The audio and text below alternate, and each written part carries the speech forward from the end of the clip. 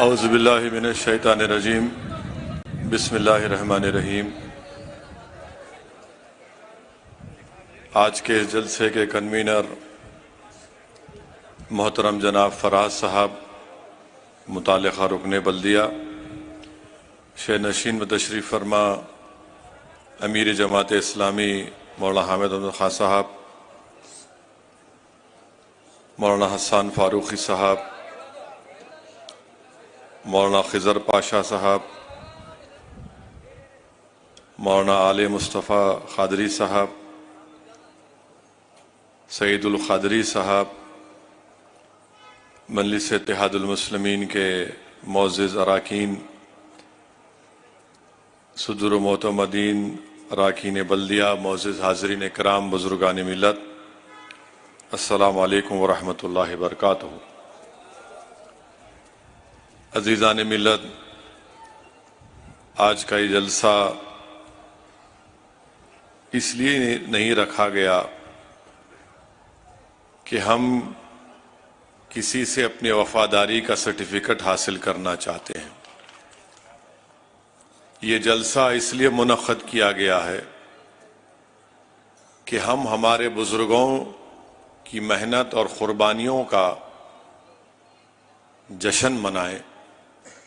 ये जलसा इसलिए मुनक़्क़द किया गया है कि जो हमारे वतन अज़ीज़ में जाहिल लोग हैं, जिनके दिलो दिमाग में मुसलमानों के ताल्लुक़ से नफ़रत भरी है, हम उनको एक आईना दिखाना चाहते थे और ये बताना चाह रहे हैं कि इस मुल्क की आज़ादी की लड़ाई में मुसलमानों का क्या किरदार रहा। यकीनन 15 अगस्त 47 को वतन अजीज को आज़ादी मिली, मगर क्या सिर्फ 1910 और 20 की जिद्दोजहद से इस मुल्क को आज़ादी मिली? तो इसके लिए तारीख को देखना पड़ेगा। अभी आपने मोअज़्ज़िज़ उलमा इकराम के बसीरत अफरोज़ खिताबात को सुना। 47 में मुल्क आज़ाद हुआ तो सन 57 में जंग आज़ादी हुई। 1857 से पहले 1757 में भी एक जंग हुई थी, प्लासी की जंग, सिराजुद्दौला की जंग। उससे पहले, उसके बाद 1764 में जंग बक्सर हुई और फिर 1774 में रोहिला की जंग हुई। 1799 में टीपू सुल्तान की शहादत हुई। तो 1799, 1774, 1764, 1757, 1857, फिर 1947, क्योंकि जो कुर्बानी टीपू सुल्तान ने दी उससे लोगों को एक हौसला मिला। रोहिला की जंग हुई, उससे एक हौसला मिला।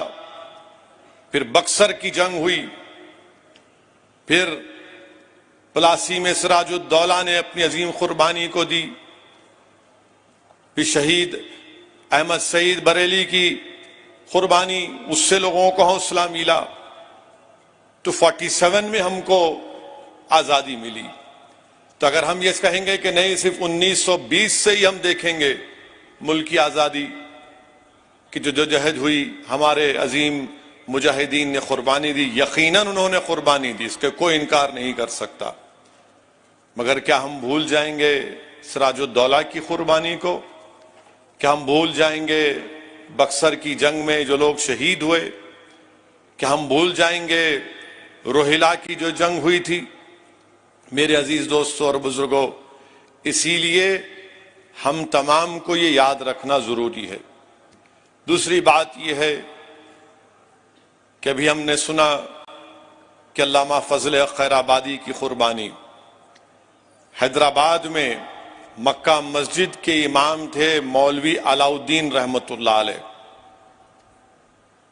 चीमा खान को औरंगाबाद से पकड़कर अंग्रेजों ने लाया था, क्योंकि चीमा खान ने कहा कि मैं अंग्रेजों का साथ नहीं दूंगा। उसके खिलाफ मौलवी अलाउद्दीन रहमतुल्लाह अलैह मक्का मस्जिद में जिहाद के ऊपर खुतबा दिया और वहां से जुलूस निकला तुर्रेबाज खां के साथ। जो मौजूदा वुमेन्स कॉलेज है, रेजिडेंसी, अंग्रेजों की रेजिडेंसी थी, वहां पर एक बेहतरीन एहतजाज हुआ, गोलियां चली, मौलवी इस्माइल रहमतुल्लाह अलैह जख्मी हुए। गिरफ्तार करके मौलवी अलाउद्दीन को काला पानी लेकर गए। तो पहला काला पानी अंडमान में जो शख्स गया वो हैदराबादी था।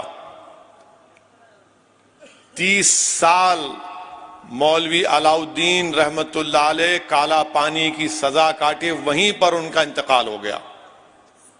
तुर्रेबाज खान को जब काला पानी लेकर जा रहे थे तो तुर्रेबाज खान भाग गए निकल के। तो तूपरान के पास तुर्रेबाज खान को अंग्रेजों ने पकड़कर, सालार जंग का बहुत बड़ा रोल रहा तुर्रेबाज खान की गिरफ्तारी में, और उनको गोली मारकर रेजिडेंसी के सामने कई दिन तक लाश को लटका दिया गया था। तो इसीलिए हैदराबाद में बोलते बड़ा तुरम खां बन रहा।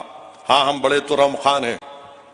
मेरे अजीज दोस्तों और बुजुर्गों, ये कुर्बानी को याद रखना जरूरी है।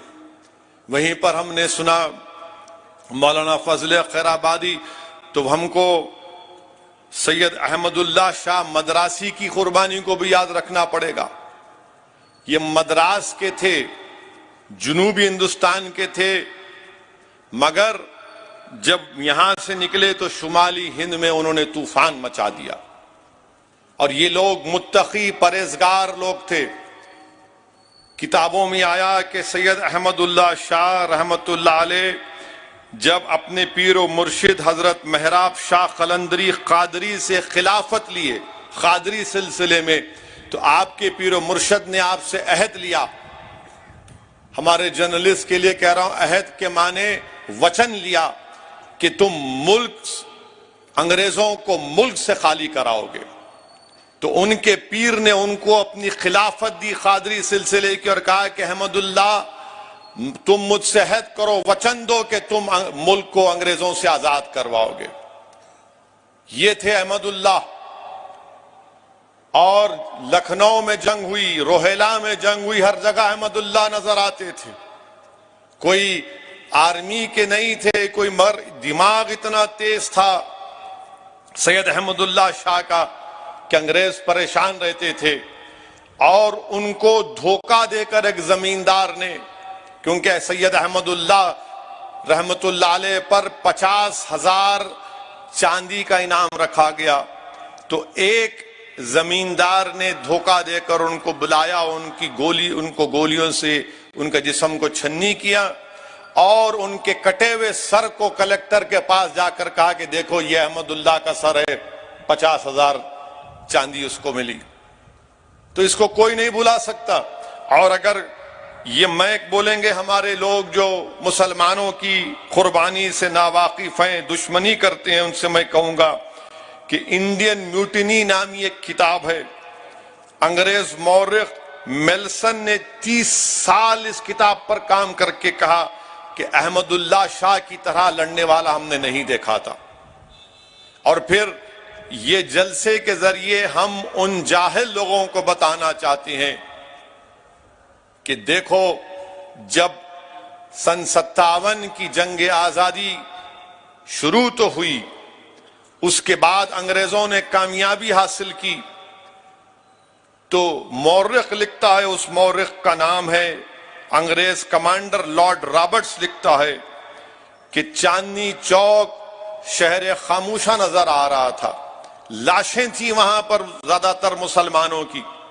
तो गिद्ध इतने मुसलमानों की लाशों को खाकर उड़ नहीं सकते थे, कुत्ते खाकर चल नहीं सकते थे, इतनी मुसलमानों की लाशें वहां पर थी। ये तारीखी हकीकत है, इससे कोई इनकार नहीं कर सकता।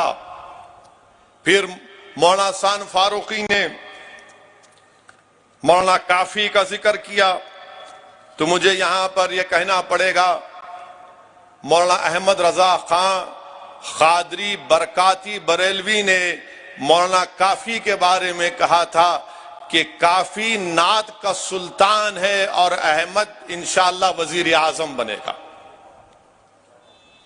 मेरे अजीज दोस्तों और बुजुर्गों, अहमद रजा खां खादरी बरकाती बरेलवी के ताल्लुक से तारीख में आया कि आप जब कोई लिफाफा बेचते, उस पर टिकट लगाते, तो पोस्ट टिकट लगाते, तो वो जॉर्ज हफ्तम का टिकट उल्टा लगाते और लोगों से कहते कि देखो मैंने बादशाह का सर नीचे कर दिया।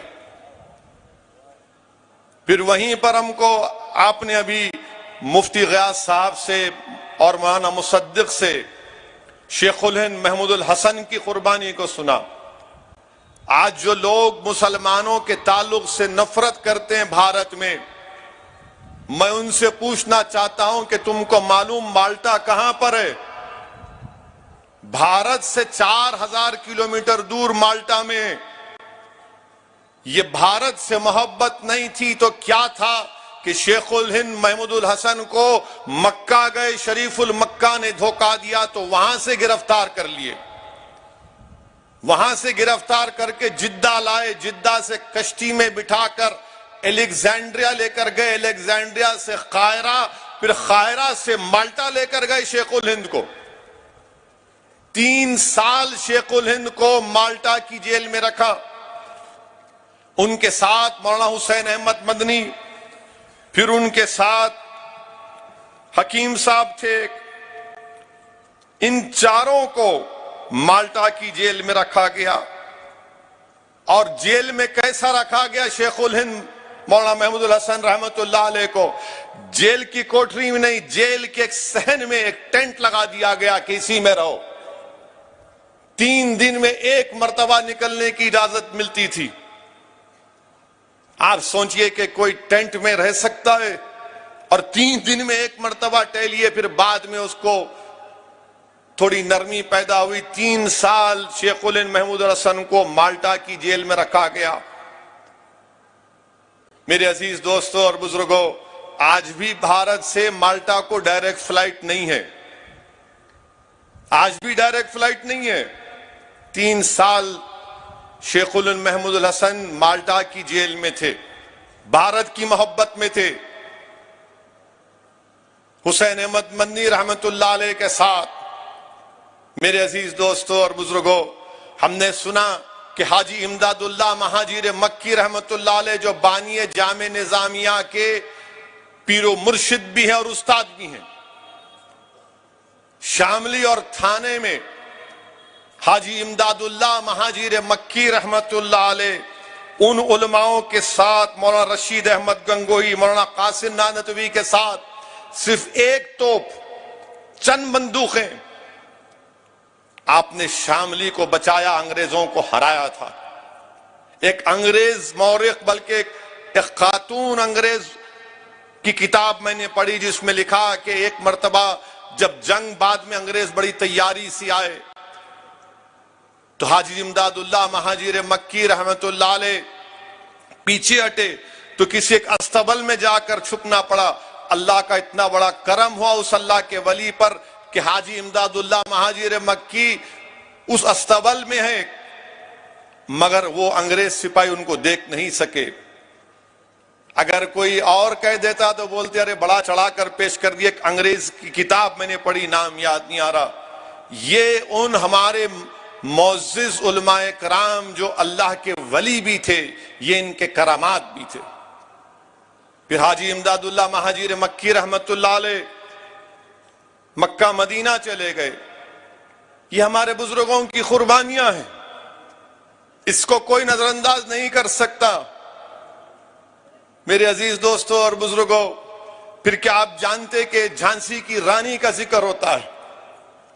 झांसी की रानी का जिक्र होता है, मगर कोई आपको यह नहीं कहता कि झांसी की रानी के साथ खुदा बख्श कौन था, गुलाम गौस खां कौन थे, तोप के इंचार्ज गुलाम गौस खां, फौज के इंचार्ज खुदा बख्श, झांसी की रानी के साथ।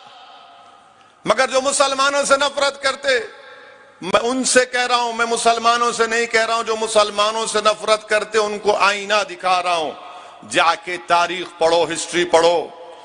तुम्हारे दिलो दिमाग में 70 साल से मुसलमानों के ताल्लुक से नफरत भर दी गई है कि झांसी की रानी के साथ फौज का इंचार्ज खुदा बख्श, आर्टिलरी तोपखाने का इंचार्ज गुलाम गौस खान, और ये लोग 4 जून को शहीद हुए झांसी के किले को का तहफुज करते। और कौन इनके खिलाफ गद्दारी किया?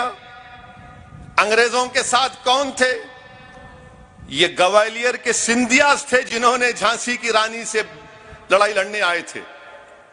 और झांसी की रानी के साथ जो एक हमेशा एक खातून महिला साथ रहती थी, वो क्या हिंदू थी? नहीं, वो मुसलमान थी।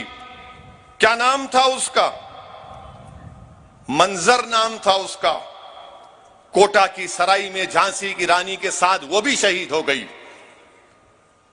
ये बताना जरूरी है, ये बोलना जरूरी है, इन लोगों को आईना दिखाना जरूरी है, वरना तो ये सिर्फ नफरत फैला रहे हैं मुसलमानों के ताल्लुक से। मेरे अजीज दोस्तों और बुजुर्गों, फिर वहीं पर आप देखेंगे कि मौजूदा हरियाणा है, बहादुर शाह जफर ने खुद मुख्तारी का ऐलान किया अल्लामा फजल खैराबादी के फतवे के बाद। और अल्लामा फजल खैराबादी दिल्ली की जामा मस्जिद में खड़े होकर अंग्रेजों के खिलाफ जिहाद का फतवा दिए थे। और उस वक्त जुमे की हर नमाज के बाद यह ऐलान होता मुसलमानों से कि जिहाद करो अंग्रेजों के खिलाफ, जिहाद करो अंग्रेजों के खिलाफ। तो हरियाणा का हिस्सा जो अब मौजूदा हरियाणा, वहां पर बहादुर शाह जफर ने जिम्मेदारी दी 2 लोगों को, एक हुकुम जैन को और मुनीर बेग को। ये बेहतरीन मैथमेटिक्स पढ़ाने वाले थे, बेहतरीन जबान बोलते थे।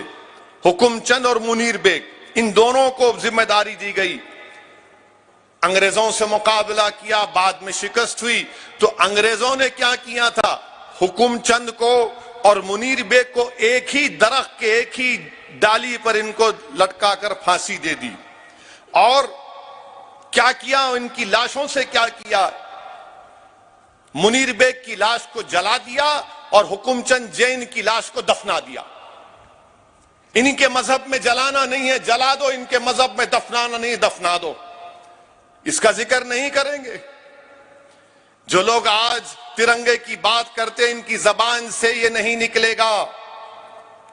अयोध्या को 6 दिसंबर को क्या हुआ सारी दुनिया जानती है, और फिर पिछले साल अगस्त में क्या हुआ दुनिया जानती है। मगर क्या वो लोग बोलेंगे इस बात को कि जब बहादुर शाह जफर की क़ियादत में अंग्रेजों के खिलाफ जिहाद का फतवा हुआ दिया गया और अंग्रेजों के खिलाफ जंग लड़ी गई, तो इसी अयोध्या में हनुमानगढ़ी के रामचरण दास और मौलाना अमीर अली ने मिलकर अंग्रेजों से मुकाबला किया। मौलाना अमीर अली और हनुमानगढ़ी के रामचरण दास ने मिलकर मुकाबला किया और इनको एक इमली के झाड़ पर कुबेर टीला एक जगह, वहां पर इनको फांसी पर लटका दिया गया। यह भी तो हकीकत है, मगर इसके बारे में कोई नहीं बोलता, इसके बारे में कोई जिक्र नहीं करता। मेरे अजीज दोस्तों और बुजुर्गों, आपको बतलाने का मकसद यह भी है कि आज आपसे लोग कहेंगे कि जो मुसलमानों से नफरत करते हैं कि मुसलमान जिम्मेदार है पार्टीशन का, मुसलमान जिम्मेदार है पार्टीशन का। तो मैं आपसे यह अर्ज करना चाहूंगा कि भारत के विभाजन का मुसलमान जिम्मेदार नहीं है। ये जो मुसलमानों से नफरत करते वो आपसे बोलेंगे नहीं नहीं ओवैसी, क्या तुम गलत कह रहे हो?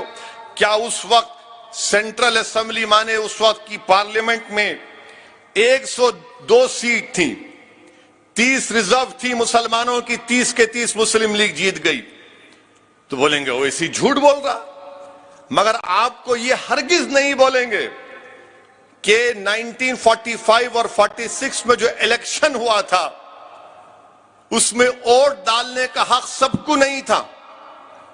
जैसा आज जो 18 साल का जाके वोट डाल सकता है, उस जमाने में वोट डालने का इख्तियार सिर्फ उन्हीं को था जो इनकम टैक्स देते, जो नवाब थे, जो जमींदार थे, जो पढ़े लिखे थे, उन्हीं को वोट डालने का इख्तियार था। बाकी आम मुसलमान को वोट डालने का इख्तियार नहीं था। तो ये मुसलमानों से नफरत करने वाले आधी सच्चाई को बयान करते, आधी सच्चाई को बयान करते। मिसाल के तौर पर उस वक्त के बिहार में जब ये इलेक्शन हुआ तो सिर्फ 7% लोग वोट डाले और बोलते मुसलमान पार्टीशन का जिम्मेदार है। हम जिम्मेदार नहीं है पार्टीशन के। जिनको पाकिस्तान से मोहब्बत थी वो पाकिस्तान भाग गए, जिनको भारत से मोहब्बत थी वो आज भी हैं और कल भी रहेंगे और सुबह कयामत तक रहेंगे इंशाअल्लाह ताला। मगर पार्टीशन का जिम्मेदार, और अगर कोई ज्यादा इल्म चाहता है तो मैं कहूंगा कि ग्रैनविल, ऑस्टिन ग्रैनविल एक बहुत बड़ा कॉन्स्टिट्यूशन का एक्सपर्ट है, उसकी किताब है Indian constitution, Oxford university press में छपी गई। सफे नंबर 12 और 13 पढ़ लो, जो मैं कह रहा हूं सच है या झूठ मालूम हो जाएगा। अब जिसके पास डिग्री नहीं है वो नहीं पढ़ सकता, आपको मालूम। जो एंटायर पॉलिटिकल साइंस की डिग्री है वो तो नहीं पढ़ेंगे।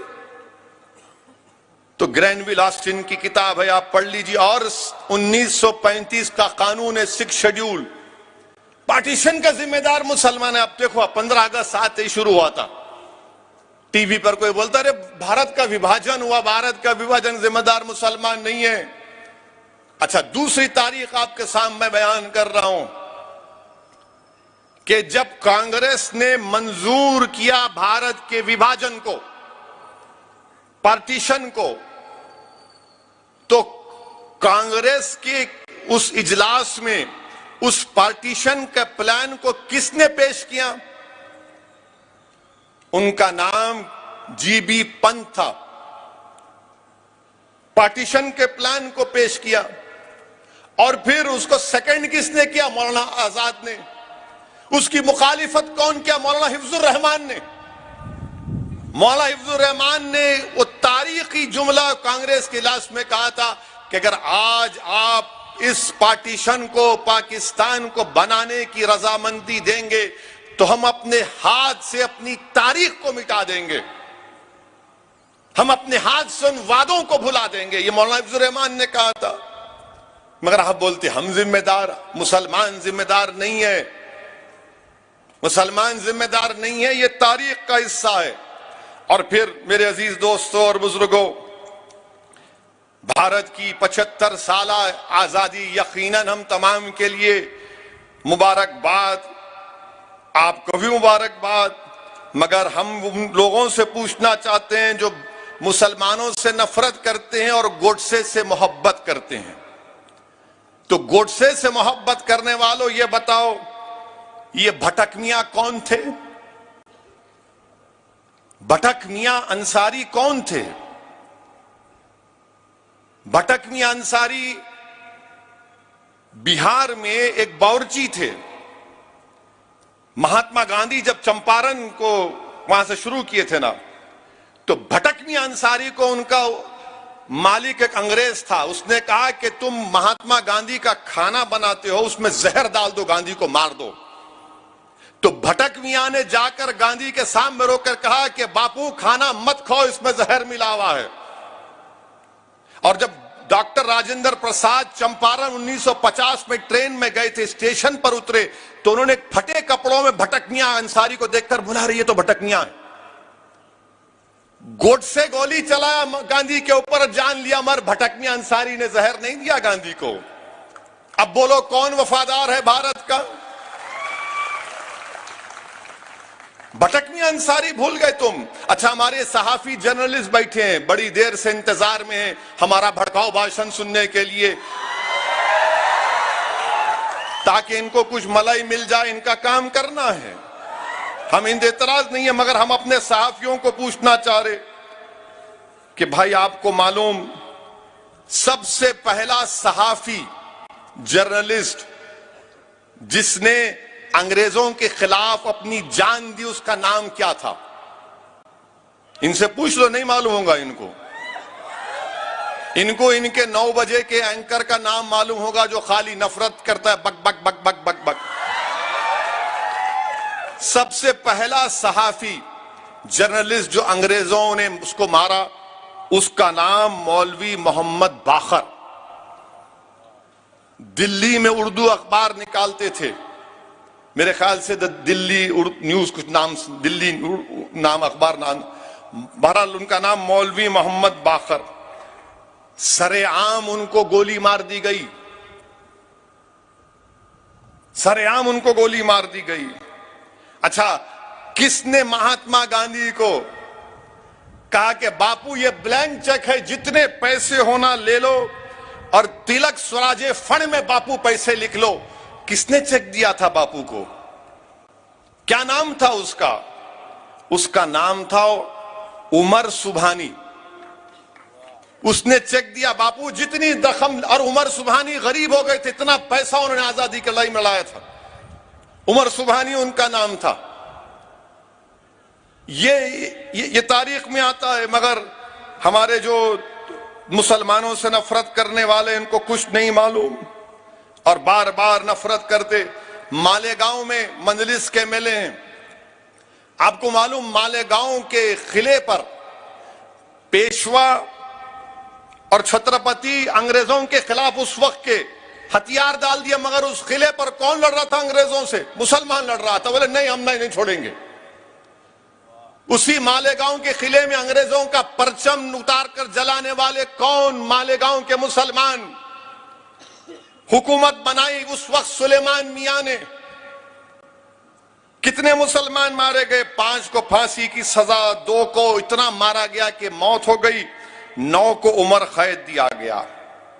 अब बताइए आप, फिर इनसे पूछिए कि झारखंड जो मौजूदा रियासत है, वहां पर किसने गोलियों से अंग्रेजों से मुकाबला किया? जब गोलियां खत्म हो गई तो पत्थर पहाड़ के उठाकर अंग्रेज फौज पर फेंकने वाले का नाम क्या था?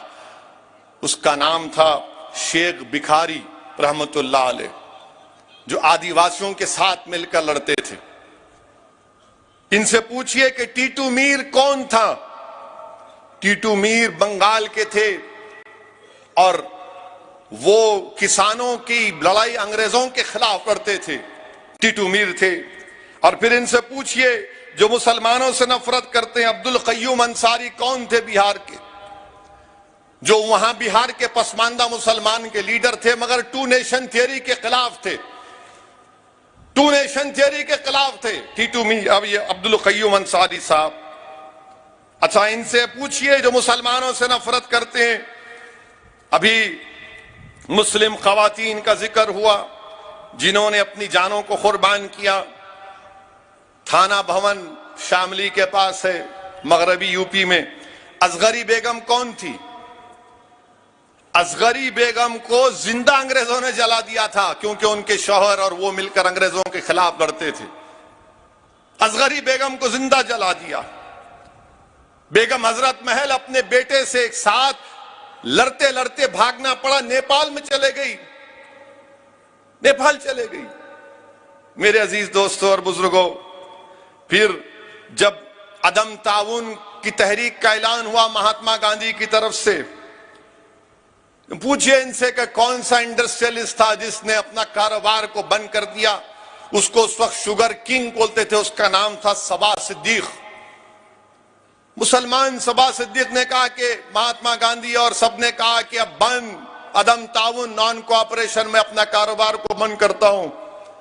मुंबई में जितने खोजे और मेमन लोग थे, उन्होंने कहा कि हम भी कारोबार बंद करते हैं, कारोबार बंद कर दिया। मगर आप तो कारोबार अपना चलाते रहे, आप तो नफरत फैलाते रहे। अच्छा, ये जो मुसलमानों से नफरत करते हैं, उनसे पूछिए अल्लाह बख्श कौन था? अल्लाह बख्श कौन था? उनको बोलेंगे अल्लाह बख्श तो अल्लाह अल्लाह ही बोलेंगे, अल्लाह ही बोलेंगे। अल्लाह बख्श के बारे में मालूम ही नहीं। अल्लाह बख्श सिंध का चीफ मिनिस्टर था, जिना के सख्त खिलाफ था अल्लाह बख्श। दिल्ली में आजाद कॉन्फ्रेंस अल्लाह बख्श ने कराई थी। लोग बोलते उस जमाने में लाखों लोग आए थे। अल्लाह बख्श ने धज्जियां उड़ा दी जिन्ना के 2 नेशन थ्योरी की।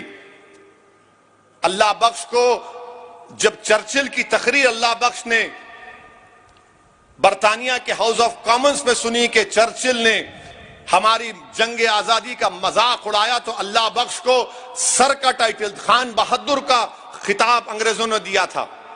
और वो भी कहते हैं ऑर्डर ऑफ ब्रिटिश एम्पायर। तो अल्लाह बख्श ने कहा कि मैं मुंह पर फेंकता हूं अंग्रेजों के, क्योंकि विंस्टन चर्चिल ने हमारे मुजाहिदीन आजादी की तौहीन की। अच्छा, अल्लाह बख्श की हुकूमत को हटा दिया गया, वो चीफ मिनिस्टर नहीं थे अल्लाह बख्श। अब अल्लाह बख्श हटाने के बाद किसकी हुकूमत बनी? किसकी हुकूमत बनी? हिंदू महासभा और मुस्लिम लीग मिलकर हुकूमत बनाए, फिर हमको बोलते हम वफादार नहीं। अल्लाह बख्श को हटा दिए और अल्लाह बख्श के बाद हुकूमत बनी सावरकर की हिंदू महासभा और जिन्ना की मुस्लिम लीग मिलकर हुकूमत बनाए। अब फिर आप हमको बोलते हैं, यह सच्चाई है, इससे कोई इनकार नहीं कर सकता। क्विट इंडिया का जब नारा किसने दिया? यूसुफ मेहर अली ने दिया। साइमन गो बैक का नारा किसने दिया? यूसुफ मेहर अली ने दिया। आबिद हसन हैदराबाद के सुभाष चंद्र बोस को नेताजी का लक़ब किसने दिया? आबिद हसन ने दिया। कौन थे आबिद हसन? हैदराबाद के थे। नासिक में जाकर उन्होंने अंग्रेजों के कंट्रोल में एक ऑयल की रिफाइनरी थी, तो आबिद हसन उसको जलाना चाहते थे, गिरफ्तार हुए। बाद में जर्मनी गए इंजीनियरिंग कंप्लीट करने के लिए, वहां पर सुभाष चंद्र बोस नेताजी से मुलाकात हुई, उनसे बेहद मुतासिर हुए, तो वो उनके साथ रहे। नेताजी सुभाष चंद्र बोस जब जर्मनी से सबमरीन में जापान को गए, बहुत दूर गए, तो साथ थे आबिद हसन। आबिद हसन साथ थे। जय हिंद का नारा आबिद हसन ने दिया, क्या सावरकर या गोडसे ने दिया? जय हिंद का नारा आबिद हसन ने दिया। मेरे अजीज दोस्तों और बुजुर्गों, ये जलसा इसलिए मुनक्कद किया गया है, और याद रखिए इस बात को कि उलमा इकराम की मौजूदगी में लबकशाई कर रहा हूं। अल्लाह के रसूल सल्लल्लाहु अलैहि वसल्लम, मोहम्मद मुस्तफ़ा सल्लल्लाहु अलैहि वसल्लम जब मदीने को वापिस आते तो मदीने की दीवारों को मोहब्बत की निगाहों से देखते थे। मदीने की दीवारों को मोहब्बत की निगाहों से देखते थे। तो बुखारी का सबसे बड़ा आलिम, सबसे बड़ा प्रोफिशिएंट आदमी उसमें था, तो इब्ने हजर अस्कलानी रहमतुल्लाह अलैह ने कहा कि इससे यह बात साबित होती है वतन से मोहब्बत की। जब रसूल अल्लाह सल्लल्लाहु अलैहि वसल्लम मदीने को वापिस आते, मदीने की दीवारों को मोहब्बत से देखते, ये ओवैसी या कोई हसन फारूकी या मुफ्ती गयास नहीं, इब्ने हजर अस्कलानी कह रहे हैं कि इससे वतन की मोहब्बत साबित होती है। मेरे अजीज दोस्तों और बुजुर्गों, हम पार्टीशन के जिम्मेदार नहीं है। मौलाना हुसैन अहमद मदनी रहमतुल्लाह अलैह जो किताब लिखी थी मौलाना हुसैन अहमद मदनी रहमतुल्लाह अलैह ने, आज भी अगर आप उस किताब को पढ़ेंगे तो ऐसा लगता है मुत्तहिदा कौमियत और इस्लाम, ऐसा लगता है कि कोई आलिम दीन नहीं लिखा बल्कि कोई पॉलिटिकल साइंटिस्ट वो किताब को लिखा। मौलाना हुसैन अहमद मदनी ने कहा था कि मुसलमान इस मुल्क का वफादार है, मिसालें देकर कहा कि हम इस जमीन में दफनाए जाएंगे, ये हमारा कब्रस्तान भी है, हमारी आरामगाह भी है ये, और हम यहीं से उठाए जाएंगे जब क़यामत होगी। हमारा अकीदा है हम यहीं से उठाए जाएंगे। अगर आप शिबली नुमानी की किताब पढ़ेंगे, जिसमें किताब का नाम है मुसलमानों की पॉलिटिकल करवट, मौलाना हुसैन अहमद मदनी रहमतुल्लाह अलैह ने पार्टीशन प्लान के खिलाफ जाकर उस वक्त के लोगों से मुलाकात किए थे, खिलाफ थे पार्टीशन के। क्या मौलाना हुसैन अहमद मदनी पर हमला नहीं हुआ कि उस वक्त के जमीयत उलमा के लीडर्स पर हमला नहीं हुआ? मुस्लिम लीग हमला करती थी इन लोगों पर। जब जिना मिलने आए थे मौलाना अबुल कलाम आजाद से, माने उस वक्त एक अंग्रेज के साथ मिलने आए थे जो वायसराय था, तो जिना बोले मैं मौलाना आजाद से हाथ नहीं मिलाऊंगा। हाथ नहीं मिलाए उनसे, मौलाना आजाद से बोले हाथ नहीं मिलाऊंगा मैं इनसे। कहा कि ये गद्दार हैं, जिन्ना ने मौलाना जाकिर हुसैन से कहा, जिनकी पैदाइश हैदराबाद की जाकिर हुसैन साहब की, बेगम बाजार में उनका पुराना घर शायद अब वीरान हो गया, गिर गया, नहीं मालूम। जिन्ना ने कहा कि जाकिर हुसैन गद्दार है, मैं इससे हाथ नहीं मिलाऊंगा। जब मौलाना आजाद ने जिन्ना को खत लिखा तो जिन्ना ने जवाब दिया कि तुम में अगर गीरत बाकी है आजाद तो तुम इस्तीफा दे दो कांग्रेस पार्टी से। मेरे अजीज दोस्तों और बुजुर्गों, यह हकीकत है, इससे कोई इनकार नहीं कर सकता। जिन्ना मौलाना आजाद से हाथ नहीं मिलाना चाहते थे, ये इतनी नफरत करते थे। हुसैन अहमद मदनी से जिन्ना क्यों नफरत करते थे? क्योंकि हुसैन अहमद मदनी ने इस बात को उठाया कि तुम वो मुस्लिम इलाके में पाकिस्तान बनाना चाहते हो, मगर जिस इलाके में मुसलमान माइनॉरिटी है वहां पर क्या होगा, उनके लिए तुम क्या करोगे? तो जिन्ना ने कहा कि उनको उन 4 करोड़ मुसलमानों के लिए कुर्बानी देना पड़ेगा। यह हकीकत है, इससे कोई इनकार नहीं कर सकता। और ये बार बार बोलते नहीं नहीं मुसलमान पार्टीशन का जिम्मेदार है। मैं आज भी कह रहा हूं प्यारे, कभी वक्त है तो आओ आमने सामने बैठकर मुकाबला कर लो। 10 मिनट में तुमको दलील दूंगा, तुम उठ के भाग जाओगे।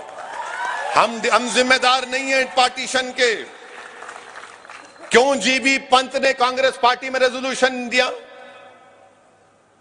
क्यों? अच्छा, आपको मालूम मोहम्मद अली जिन्ना को कायदे आजम का ये लक़ब कितना मकबूल क्यों हुआ? मौलाना आजाद अपनी किताब इंडिया विंस फ्रीडम में लिखते हैं कि गांधी जी के साथ एक मुस्लिम खातून रहती थी काम करने वाली। उसने उर्दू अखबार में पढ़ा कि मौलाना मोहम्मद अली जिन्ना को कायदे आजम लिखते हैं, तो उसने कहा गांधी जी आप जिन्ना को खत लिख रहे हैं, कायदे आजम लिख दीजिए। कायदे आजम वही बन गए, वो कायदे आजम। मौलाना आजाद लिख रहे, मैं नहीं लिख रहा हूं। जब से गांधी ने जिन्ना को कायदे आजम लिखा, वो कायदे आजम समझना शुरू हो गए। अच्छा, ये पार्टीशन के खिलाफ कौन कौन लोग थे? एक तो जमीयतुल उलमा, फिर उसमें आप देख लीजिए मजलिस अहरार इस्लाम हबीबुर रहमान लुधियानवी। हबीबुर रहमान लुधियानी 10 साल जेल में थे क्योंकि वो पाकिस्तान के खिलाफ थे। फिर ऑल इंडिया शिया कॉन्फ्रेंस पार्टीशन के खिलाफ थी। हुसैन भाई लाल जी उनके बहुत बड़े शियाओं के लीडर थे। सैयद अली जहीर साहब ने जिन्ना को खत लिखकर पूछा अगर तुम्हारा पाकिस्तान बनेगा तो शियाओं के लिए क्या होगा? क्या शियाओं के लिए सीटें होंगी? क्या शियाओं को दबाया जाएगा? क्या शियाओं को उनके इमाम बाड़े आजादी से चलेंगे? तो जिन्ना ने जवाब में सैयद अली जहीर को लिखा, ये सब बातें मत करो, ये सब बातों की कोई अहमियत नहीं है, हम इस्लामी मुमलिकत तश्कील देने जा रहे हैं। जिन्ना खुद शिया थे, मोहम्मद अली जिन्ना खुद शिया थे, मगर जो भारत के शिया थे, ऑल पार्टी शिया कॉन्फ्रेंस, हसन भाई लाल जी, सैयद अली जहीर, इन तमाम ने इनकार कर दिया। मेरे अजीज दोस्तों और बुजुर्गों, बताने का मकसद एक ही है कि यकीनन हम मुल्क की 75 साल आजादी मनाने जा रहे हैं और इंशाअल्लाह आइंदा भी 75 साल मनाएंगे। हमारा वतन अजीज इंशाअल्लाह सुबह क़यामत तक आबाद रहेगा। मगर हमारा बोलना यह है कि इसकी बुनियाद, आजादी की बुनियाद किसने डाली? गोडसे ने नहीं डाली। इस मुल्क की आजादी की बुनियाद में सिराजुद्दौला का खून, बक्सर की जंग में मरने वालों का खून, टीपू का खून इसमें शामिल है। सन 57 की जंग आजादी में मरने वाले मुस्लिम उलेमाओं का खून शामिल है। जब इमारत बनती है तो बुनियाद जरूरी होती है। इस बुनियाद पर नेताजी सुभाष चंद्र बोस, महात्मा गांधी, मौलाना आजाद, जौहर बरादरान, सरदार पटेल ने मिलकर एक इमारत कायम की। और याद रखो, मैं मुखातिब ना सिर्फ मुसलमानों से हूं बल्कि अपने हिंदू भाइयों से भी हूं, ईसाई और सिख भाइयों से हूं। याद रखो, बुनियाद तो बन गई, इमारत तो खड़ी हो गई, मगर याद रखो इस इमारत के ऊपर अगर और छत डालना है, इस इमारत को खूबसूरत बनाना है, तो उस इमारत को खूबसूरत बनाए रखने में, उस इमारत को कायम रखने में हमको ईसार और कुर्बानी के मजारे करने पड़ेंगे। अगर आप देखेंगे तो हमारे बुजुर्गों ने एक दरख्त लगाते हैं, आम का दरख्त लगाते हैं, उनकी जिंदगी में उनको साया भी नहीं मिलता, ना वो आम खा सकते हैं, मगर इसलिए दरख्त लगाते हैं आम का, नहीं मेरा बेटा खाएगा, मेरा बेटा का बेटा खाएगा। अब बेटे के बेटे की जिम्मेदारी ये है कि इस दरख्त में कुर्बानियों को पेश करें। दरख्त को पानी की जरूरत नहीं, इस दरख्त को भारत के लोगों की मेहनत की जरूरत है, इनके खून की जरूरत है, और जो हमारे बुजुर्गों का ख्वाब था उसको जिंदा रखने की जरूरत है। हमको अपने मुत्तहिदा तौर पर मिलकर रहना पड़ेगा। सियासी इख्तलाफात हो सकते हैं, मगर याद रखो अगर मजहबी इख्तलाफात की चिंगारी लग जाएगी, जो लोग लगा रहे हैं, तो याद रखो इससे मुल्क को नुकसान होगा, और अगर मुल्क को नुकसान होगा तो हम हमारे बुजुर्गों की कुर्बानियों को तबाह ताराज और बर्बाद कर दे रहे हैं। और जो लोग आज भारत में मुसलमानों से आकर कह रहे हैं कि आप वफादारी दिखाओ, हम उनसे कहना चाह रहे हैं हैदराबादी लहजे में, जिसके सर पे बाल नहीं होते ना, जो गंजा बोलते हम लोग उसको, जिसके सर पे बाल नहीं होते, उन्हें दुनिया की बेहतरीन टोपी पहनता हूं, उन्हें टकला नहीं दिखना बोल के, तो ये लोग वही हैं। कुछ नहीं करे क्योंकि मालूम सर साफ है, तो बेहतरीन टोपी पहन के हमको टोपी पिलाना चाह रहे। आप टोपी पहनो, जो करते करो, हमको टोपी मत पिनाओ, हम जानते हैं हमारी तारीख को। जो लोग कहते हैं, हमारे वजीर आजम ने कहा कि आरएसएस मेरा फाउंडेशन है। आपका आरएसएस फाउंडेशन है तो क्या आरएसएस भारत के संविधान के खिलाफ नहीं थी 1950 में? क्या गोलवालकर ने और ऑर्गेनाइजर मैगजीन में नहीं छपा कि हमको मनुस्मृति चाहिए, अंबेडकर का संविधान नहीं चाहिए? हमको मत सिखाओ आप, हमको सिखाने की जरूरत नहीं है भारत से मोहब्बत। जैसा कि हुसैन अहमद मदनी रहमतुल्लाह अलैह ने कहा कि हम पैदा हुए तो यहीं जाएंगे, और जब उठेंगे तो क़यामत के दिन यहीं से उठने वाले हैं। ये हमारी पनाहगाह भी है और कब्रिस्तान भी है। अब क्या होता कि आप सुनते हैदराबाद मेरे भाई ने लुट गया, यहाँ कुछ भी पैसे नहीं है, महल्ले में बात पहुंच जाती, नहीं है इसके पास पैसे नहीं है, तो उन्हें अपने आप को दिखाने का से मैं भी दौलतमंद हूं। उन्हें क्या करता, अरे 15 अगस्त है, लो मैं लगाओ, तुम भी लगाओ, 10 झंडे लगाओ, पैसे दे रहा हूं सबको। ख्वाजा गरीब नवाज और सारे ने वो बड़ा बिरयानी पकाओ यहाँ, दुनिया को दिखाने के लिए कि मैं फकाट नहीं हुआ हूं। तो इनका मामला यही है, दिखाने में कुछ नहीं है, फकाट है, मगर सबको दिखा रहे हैं, सबको दिखा रहे। आपकी मोहब्बत जब नहीं थी, इतने नाम मैं लिया हूं, इतने उलमा नाम लिए हैं, आप एक नाम दिखा दो अपना, एक नाम तो दिखा दो अपना। आप कुछ नाम नहीं दिखा सकते। मैं आपसे इसीलिए अपील कर रहा हूं कि नौजवानों को भारत की तारीख पढ़ना जरूरी है। यह कोई सियासी जलसा नहीं है, मगर ना ही ये जलसा किसी सर्टिफिकेट हासिल करने का है। 75 साल की आजादी यकीनन हम तमाम के लिए खुशी का मौका है। और याद रखिए, जिसको भारत से मोहब्बत है, जिसको भारत पर फख्र है, उसको भारत की हर कल्चर से मोहब्बत करना पड़ेगा। अगर कोई दावा करता है कि मैं भारत से बहुत मोहब्बत करता हूं, तो भारत की हर तहजीब से मोहब्बत करना पड़ेगा। अगर कोई कहता है कि मुझे I am proud to be an Indian, जब तुम प्राउड हो इंडिया के लिए, तो तुमको भारत के माजी को भी मानना पड़ेगा। और भारत का माजी कहता है कि मुसलमान इस मुल्क की आजादी के लिए सबसे ज्यादा अपना खून बहा, इस माजी पर भी तुमको फख्र करना पड़ेगा। सिर्फ यही नहीं हो सकता कि मैं proud Indian, if you are a proud Indian you must be proud of your past also. वो हमारा माजी है, जो एक रोशन माजी है। और याद रखो, जो लोग हमको दबा रहे हैं, हम दबने वाले नहीं हैं। हमारी रगों में भी अल्लामा फजल खैराबादी का खून है, हमारे रगों में काफी का खून है, अहमदुल्लाह का खून है, हमारी रगों में महमूदुल हसन का खून है, अहमद रजा का खून है हमारी रगों में। याद रखो, कुर्बानी देना हमारे लिए बहुत आसान है, खून बहाना इस देश के लिए हमारे लिए बहुत आसान है। और आज आप बोलते टेररिज्म, अरे कहां का टेररिज्म? जब जिहाद के फतवे दिल्ली की जामा मस्जिद से दिए गए, वो जिहाद के फतवे दिए गए थे अंग्रेजों के खिलाफ।